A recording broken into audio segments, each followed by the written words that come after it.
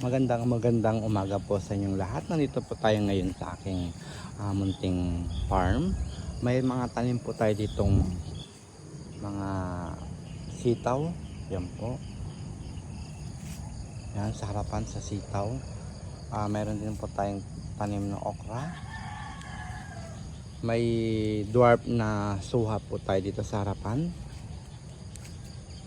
At may mga suha, malit na buko, talong.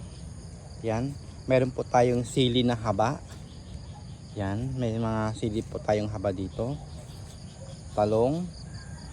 Yan, may mga sili. Ito po yung mga sili po, namumunga na po sila. Yan. Yan po. Dito po sa gilid, mayroon din po tayong sitaw ulit.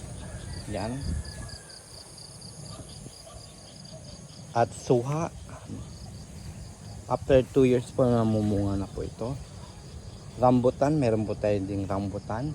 Ito po last year namunga na po itong mangga na to. Yan, suha.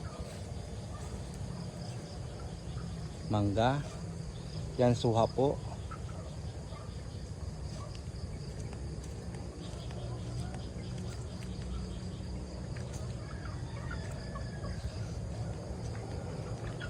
Yan, may mga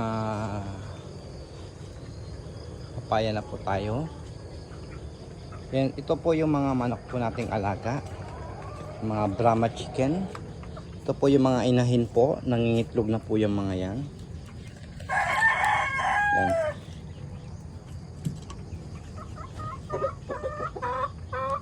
Nangingitlog na po yung mga yan. May porcelain po tayo. May yan, iba-ibang klase pong mga inahin po tayo. Ito yung mga roaster natin. Yan. Malalaki po yan sa personal. Ito po yung mga inahin po din natin. Nangingitlog na po yung mga yan. May nangingitlog na po yun doon nandoon. Yan. Ito po yung mga roaster din natin.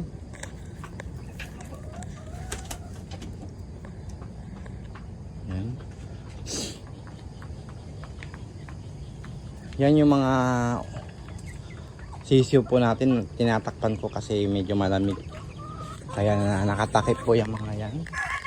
Ito may mga avocado po tayo sa likod. So after 1 year na mamumunga na po ito. Yan, namumulaklak. Itong mangga po ito ay namumunga na last year. Yan, hanggang sa likod po may mangga din po.